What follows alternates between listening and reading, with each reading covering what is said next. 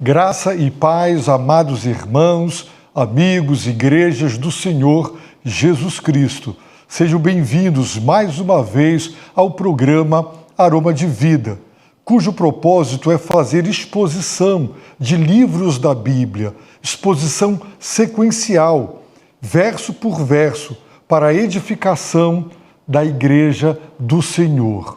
Nós estamos fazendo a exposição da primeira carta de Pedro e, pelo Espírito do Senhor, hoje consideraremos o precioso verso de número 6, cuja mensagem é extremamente relevante para os nossos corações. Pedro, apóstolo de Jesus Cristo, divinamente capacitado, ele escreveu para várias igrejas em várias regiões da Ásia Menor, como já consideramos. Pedro, após uma breve, mas profunda introdução, ele expôs a doutrina da salvação, descrevendo o que Deus fez, o que Deus está fazendo e o que Deus fará para a salvação do seu povo. Deus, na eternidade, elegeu. Deus, no tempo e na história, visitou cada cristão e o santificou para obedecer a Jesus e ser lavado no seu sangue. Deus regenerou, tornando o cristão em seu filho. E por ser filho, todo e cada cristão é herdeiro de Deus e co-herdeiro com Cristo. Deus fez tudo isso no passado. Agora, no presente, Deus está simultaneamente reservando e guardando a herança para os salvos e também protegendo e guardando pelo seu poder através da fé os salvos para a herança. E o que Deus fará no futuro? O apóstolo Pedro afirma que somos protegidos pelo poder de Deus mediante a fé para a salvação. A salvação que já está preparada para se revelar no último tempo. A salvação, ela só será consumada em plenitude no futuro, mas Deus já preparou a salvação plena e perfeita do seu povo, e Ele concretizará essa salvação quando chegar o último tempo. Agora, no versículo 6, o apóstolo Pedro ensinou aos seus destinatários originais e a todos os cristãos de todos os tempos e épocas que, apesar dessa maravilhosa obra da graça, eles estavam sofrendo, sendo caluniados, sendo difamados e sendo maltratados pelos seus contemporâneos e conterrâneos, que não aceitavam sua fé em Cristo, que não aceitavam os valores morais e éticos do Evangelho, muito menos suas vidas transformadas. Pedro, que recebera do Senhor a incumbência de fortalecer a fé de seus irmãos após sua conversão, ele aplica de modo sábio e relevante as verdades da salvação que ele acabara de expor dos versos de 1 a 5. A salvação deveria ser para cada cristão e todas as igrejas motivo e razão de grande alegria e regozijo. A certeza da salvação graciosa, pois aquele que começou a boa obra, ele irá consumá-la, deveria confortar os cristãos e capacitá-los a enfrentar e passar por todas as lutas e dissabores que os salvos passam e enfrentam nesse mundo caído, nesse mundo rebelde e sob o domínio satânico. O apóstolo Pedro ensina que o sofrimento será intenso, mas passageiro. Ele também ensina neste verso que, de um modo inexplicável, as tribulações e os sofrimentos, por causa do Evangelho, fazem parte do plano de Deus para os salvos, pois ele usa essas tribulações, essas perseguições e esses sofrimentos para testar a fé do seu povo, de modo que ela, a fé, sendo aprovada, produza louvor, glória e honra na revelação de Jesus Cristo. Vejamos então, atenciosamente, as preciosas verdades reveladas por Deus ao apóstolo Pedro no verso de número 6. E diz assim o texto bíblico: nisso exultais, ainda que agora sejais necessariamente afligidos por várias provações, por um pouco de tempo. No início do verso 6, o apóstolo Pedro fez a seguinte declaração: nisso exultais. Mas isso o quê? O que o apóstolo quis dizer com essa expressão nisso? Com certeza, ele está se referindo à salvação, que ele acabara de expor dos versos de 3 até o 5. Deus, disse Pedro, e ele nos ensinou, os elegeu, Deus os santificou, Deus os lavou no sangue de Cristo, Deus os regenerou, tornando-os seus herdeiros. Deus, no presente, está guardando a herança para os salvos, e Ele está também, no tempo presente, protegendo os salvos para a herança. Deus já preparou plena e perfeitamente a salvação, e ela será manifestada em plenitude nos últimos tempos. Apesar de todo o sofrimento que a fé e o Evangelho estavam produzindo na vida dos cristãos para os quais Pedro escreveu, e também na vida de todos os cristãos, eles têm amplas e fartas razões para exultar.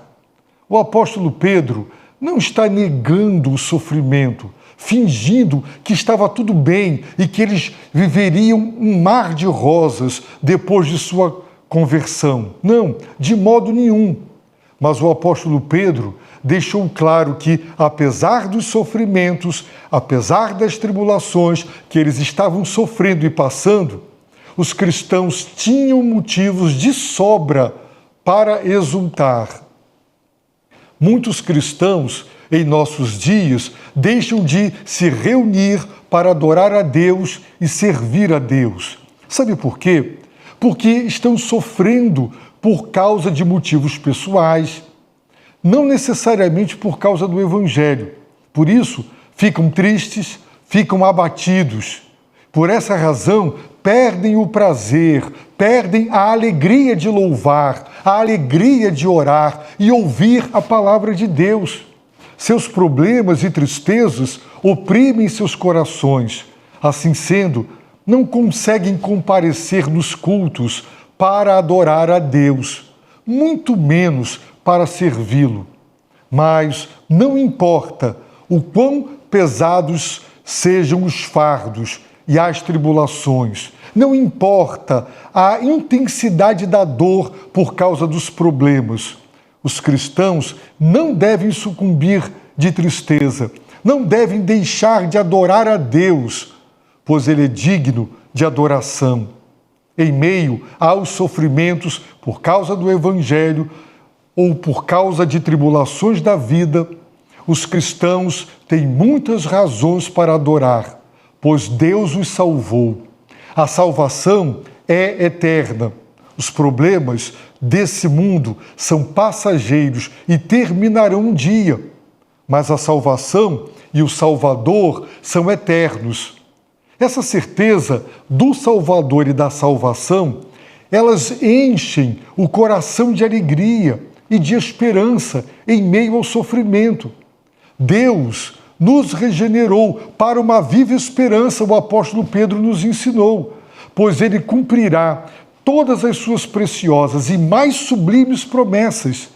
Pedro começou sua carta expondo a salvação, essa preciosa doutrina, pois ela é o fundamento do consolo, ela é o fundamento do conforto, da ética, da moral e da vida dos cristãos dentro e fora da igreja. Os cristãos, em meio a tudo, devem exultar por causa da salvação. O verbo exultar está no presente, indicando que esse é o dever contínuo e ininterrupto de todo salvo e de toda a igreja. O povo de Deus não pode parar por nada e por ninguém de exultar. Os cristãos devem exultar todo o tempo e o tempo todo. No tempo das vacas gordas, no tempo das vacas magras, independente das circunstâncias nas quais se encontrem, seja de alegria ou de dor, seja por causa do evangelho ou da fé, seja por causa dos problemas desse mundo, os cristãos devem exultar ininterruptamente. Essa exultação, esse júbilo, essa alegria intensa devem inundar o coração do povo de Deus. Os sofrimentos os fazem chorar e gemer?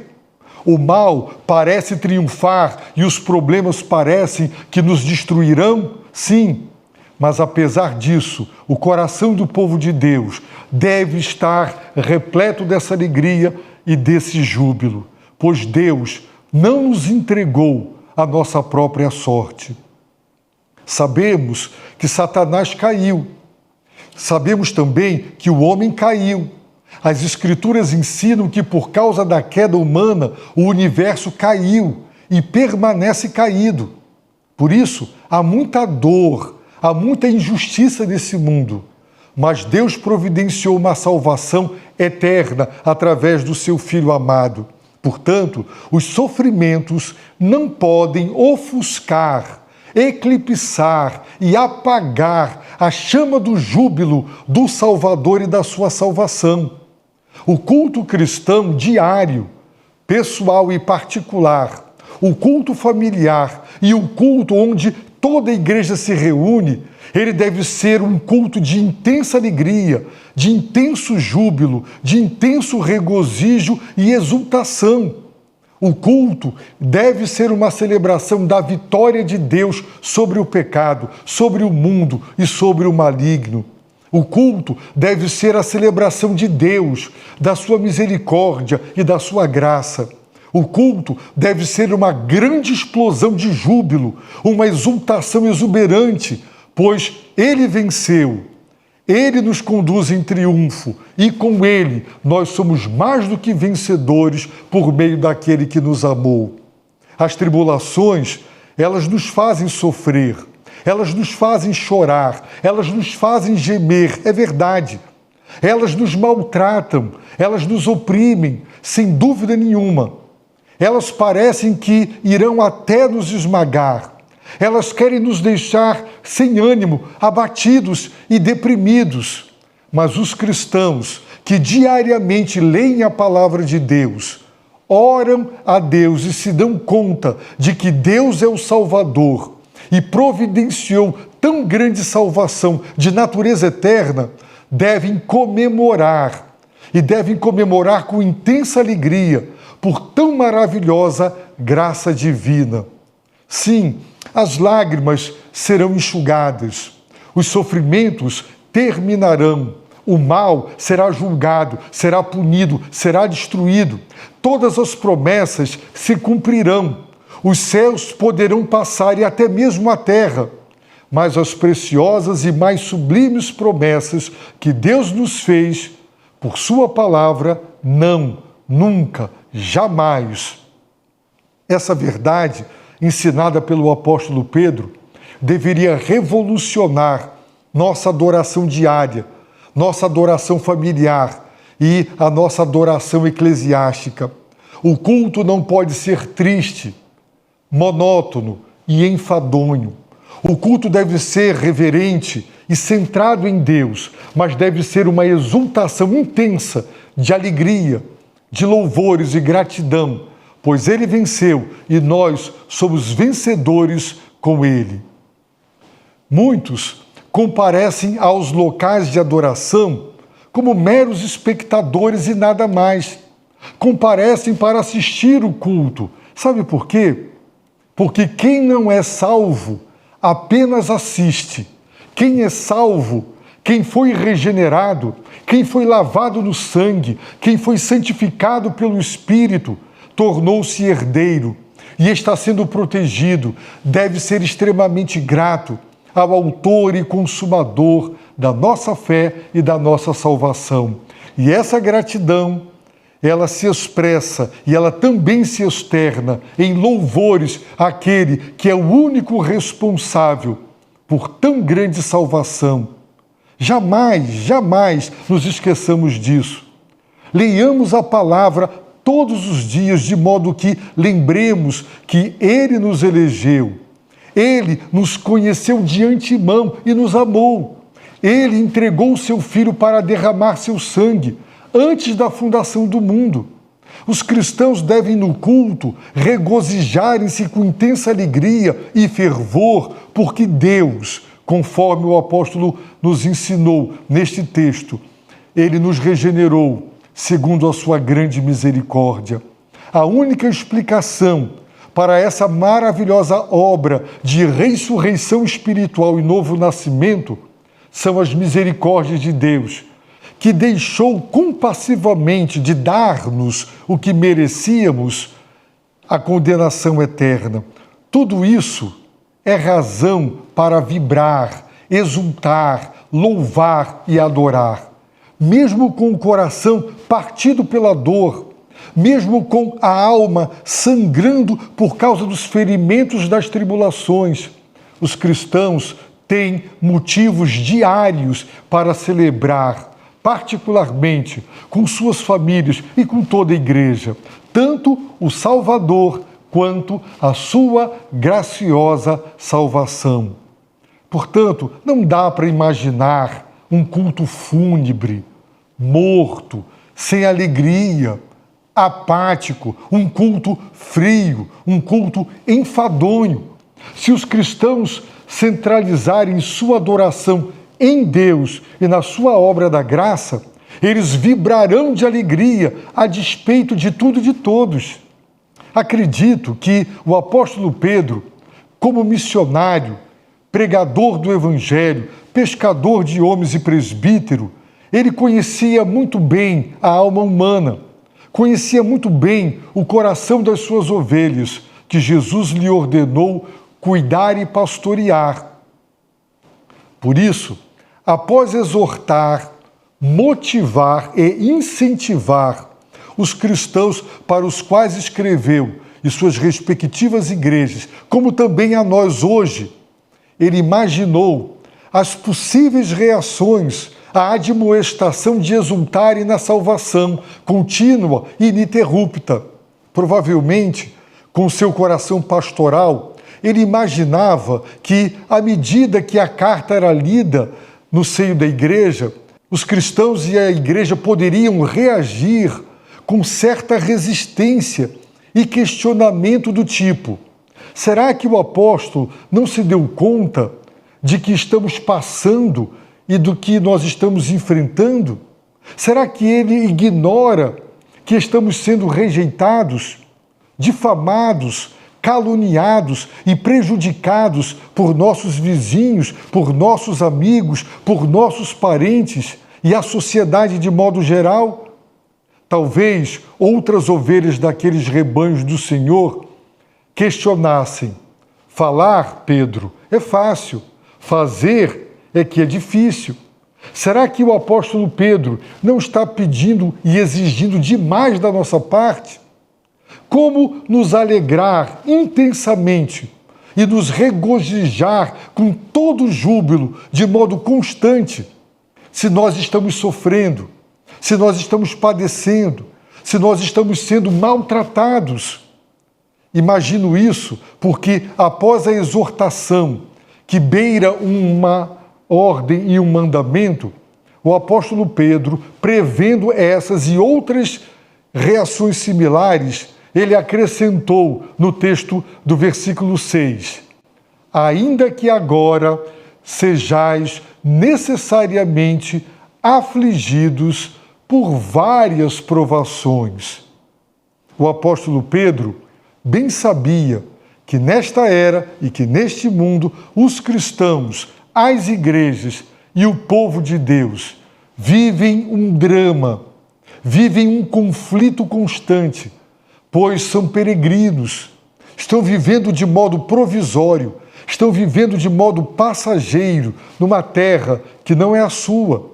Os cristãos vivem na terra, inseridos na sociedade, e como todos, eles têm que trabalhar para viver e para sobreviver em um contexto adverso e nada acolhedor para quem se converteu a Cristo.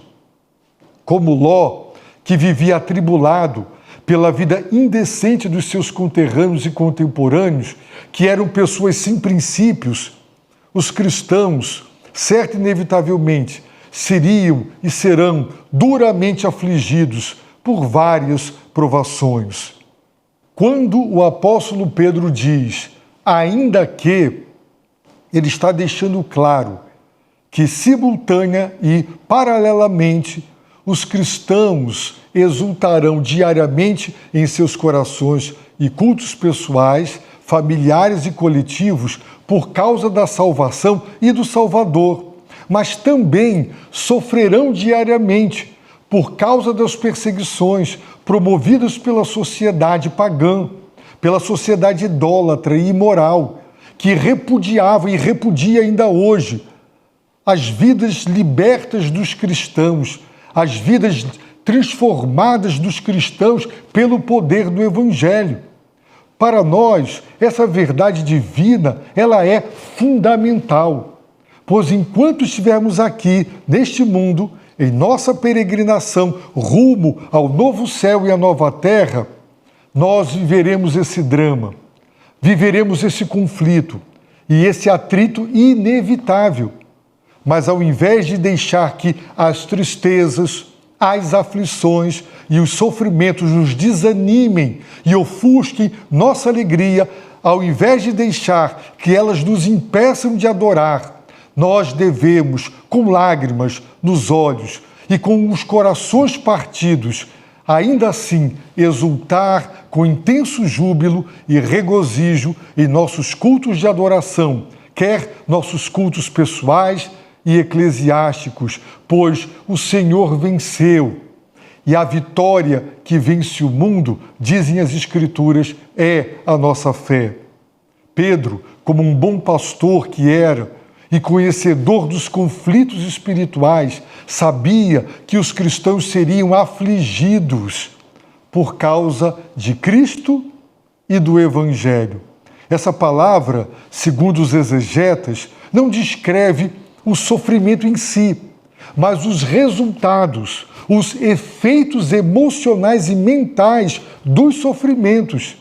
E todos nós bem sabemos, em nossas experiências, que os problemas, os desgostos, as decepções, além de nos maltratarem, além de nos fazerem sofrer, elas nos deixam cabisbaixos, desanimados, prostrados e abatidos. Quando ficamos assim, nessas condições mentais e emocionais, não conseguimos ler a palavra de Deus, não conseguimos ajoelhar para orar, muito menos conseguimos ter vontade de levantar, de nos arrumar, de sair de casa e ir ao culto adorar. O que Satanás quer com seus ataques ferozes, usando uma sociedade caída e sob seu controle, é justamente isso. Ele não quer apenas que soframos e choremos. Ele quer e ele tem como alvo final das suas investidas contra nós e contra as igrejas é nos deixar prostrados, inertes e sem ânimo, pois uma igreja assim, ela não evangeliza, ela não faz missões, ela não derrota as trevas pelas orações, ela só nega a adoração àquele que é digno de todo louvor e de toda glória. De modo divinamente inspirado, o apóstolo Pedro, no exercício do seu pastoreio, ele ensinou aos cristãos de todos os tempos e épocas que as várias provações produzirão intensos sofrimentos, rejeições e maus tratos que deixarão os cristãos depressivos, perturbados e em conflito mental. Mas eles deveriam focar em Deus. Eles deveriam constantemente lembrar que Deus os elegeu, que Deus os santificou, que Deus os lavou no sangue redentor, que Deus os regenerou, tornando-os seus filhos e herdeiros da salvação. Salvação que está guardada nos céus para eles. Sim, o povo de Deus precisa diariamente recordar, pela palavra da verdade, que Deus os protege, não das provações que afligem, mas de tudo e de todos que querem destruir a nossa fé e nos afastar da sua presença. Mas, se a igreja focar nas provações que afligem, se a igreja focar nessas aflições, ela ficará prostrada e apática. Então, Satanás terá obtido vitória. Por isso, a exortação do Senhor é, tendo em vista tudo o que o Senhor é, tendo em vista tudo o que Ele fez, tudo o que Ele está fazendo e tudo o que Ele fará para a salvação plena e consumada do seu povo, diz Pedro, e o Senhor, por seu intermédio, exultem, alegrem-se intensamente, pois assim o abatimento emocional e a confusão mental não prosperarão no coração dos filhos de Deus. Portanto, o Salvador e a salvação são motivos de sobra para cultos diários, cultos pessoais, cultos familiares, cultos eclesiásticos, com grande e com intenso júbilo, embora as provações produzam justamente o oposto, ou seja, abatimento, esfriamento espiritual e a tentação de desistir, de abandonar a fé e o Evangelho. O apóstolo Pedro não era negacionista, vivendo num mundo de ilusões. Ele conhecia bem o ódio de Satanás, que o tentou para negar vergonhosamente o Senhor. Ele sabia muito bem que as várias provações existiam na vida dos seus destinatários originais e também na vida de todos os que confessam Jesus como Senhor e Salvador. Por isso, ele destaca que a aflição era produto de várias provações. Ao usar o termo várias, o apóstolo Pedro sabia que as provações, elas eram e são diversificadas e de vários tipos. O mal ataca simultaneamente em várias frentes. Ele tenta através de múltiplas provações. Poderiam ser ameaças físicas aos cristãos e seus familiares, poderiam ser prejuízos econômicos e profissionais, poderiam ser desprezo abjeto, poderiam ser confisco de bens, exclusão familiar e alienação social. Essas provações eram testes, e o termo grego peirasmos pode tanto ser traduzido em português como provação ou tentação, pois o significado básico do termo é testar, submeter a teste. Quando o tradutor entende pelo contexto que o autor do teste é Deus, então, via de regra, peirasmos é traduzido por provação. Mas quando também, pelo contexto, o tradutor percebe que o autor do teste é Satanás, o termo é traduzido como tentação. No entanto, é possível afirmar que sempre que Deus nos prova, essa provação, ela cria uma oportunidade para Satanás nos tentar. Do mesmo modo, quando Satanás nos tenta, essa tentação é uma prova da nossa fidelidade para com Deus e para com a sua palavra.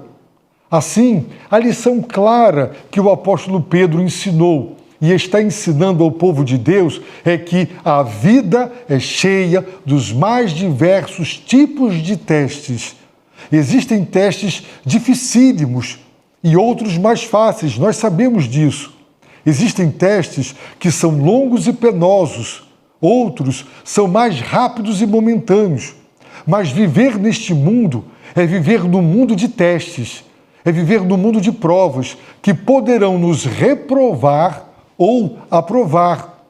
Mas, como vimos, o resultado e as consequências destes testes é afligir, deixar os corações abatidos, desanimados, duvidosos e hesitantes. No entanto, além da salvação, que é a razão e o motivo da exultação, os cristãos de todos os tempos também têm, da parte do apóstolo Pedro, uma outra dica importantíssima, que não pode passar desapercebida. O apóstolo Pedro disse: nisso exultais, ainda que agora sejais necessariamente afligidos por várias provações, por um pouco de tempo. Perceberam que ele usou o termo necessariamente? Necessariamente significa que é da vontade de Deus. Necessariamente significa que as aflições, que são produtos das provações, fazem parte do plano, fazem parte do propósito de Deus para o seu povo. Num primeiro relance, isso parece assustar e estarrecer-nos. Afinal de contas, por que Deus, que é misericordioso e bom, planejou provações que afligem o seu povo? Nós questionamos. O apóstolo não está apenas dizendo que Deus permite, ele está afirmando categoricamente que é da vontade de Deus que seus filhos amados sejam afligidos por várias provações. Sabemos, pelo ensino das Escrituras, que Deus não tenta ninguém, mas ele não só permite, mas também prova seus filhos intencionalmente, pois, como veremos na próxima exposição do verso de número 7, o propósito divino ao provar seus filhos é testar sua fé e fortalecê-la. Não nos esqueçamos que os pensamentos de Deus não são os nossos pensamentos. Nunca esqueçamos que os caminhos do Senhor não são os nossos caminhos. Recordemos sempre que os pensamentos e os caminhos do Senhor são mais altos do que os nossos.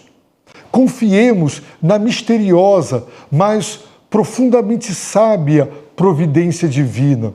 Tenhamos sempre plena certeza de que Ele sabe muito bem o que está fazendo ao nos provar. Consideremos o ensino dos apóstolos. Prestemos atenção ao que o apóstolo Paulo disse aos discípulos e igrejas recém-plantadas por ele e Barnabé em sua primeira viagem missionária. Ele disse assim, segundo Atos dos Apóstolos: e depois de anunciar o evangelho naquela cidade e de fazer muitos discípulos, voltaram para Listra, Icônio e Antioquia, renovando o ânimo dos discípulos, exortando-os a perseverar na fé, dizendo que, em meio a muitas tribulações, é necessário entrar no reino de Deus. Notaram que, em virtude de todas as consequências da sua conversão, os cristãos estavam sendo tentados e provados? Mas para não ficarem abatidos emocional e mentalmente, Paulo os reanima, motiva a não desistir e deixar nitidamente claro o apóstolo que é necessário, isto é da vontade de Deus que seu povo, em meio a muitas tribulações, entre no seu reino. Pode até não fazer sentido para os cristãos, pois nossa compreensão dos pensamentos e caminhos do Senhor são extremamente limitadas. Mas se focarmos em Deus, o Salvador, se focarmos em sua tão grande salvação, nós seremos capazes de exultar com alegria indizível e cheia de glória, apesar das aflições que são consequências das várias provações. Lembremos também que o apóstolo Pedro, para nos animar, deixou claro que essas aflições causadas pelas provações eram por um pouco de tempo, isto é, eram passageiros e terminariam. Se nós, cristãos, focarmos no eterno Deus e na eterna salvação que Ele misericordiosamente nos concede ao nos regenerar, então conseguiremos entender que as aflições são apenas temporárias. Elas passarão. Para quem está sofrendo aflições, um mês parece uma eternidade, mas não é.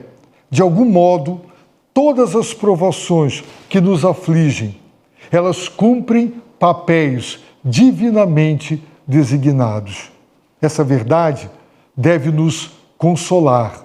Essa verdade deve nos encorajar a aceitar o desafio de exultar com júbilo, com alegria e intensamente, porque a nossa salvação já está preparada para se revelar no último tempo. A minha oração é que Deus, o Senhor, te abençoe por intermédio da sua palavra, rica e abundantemente.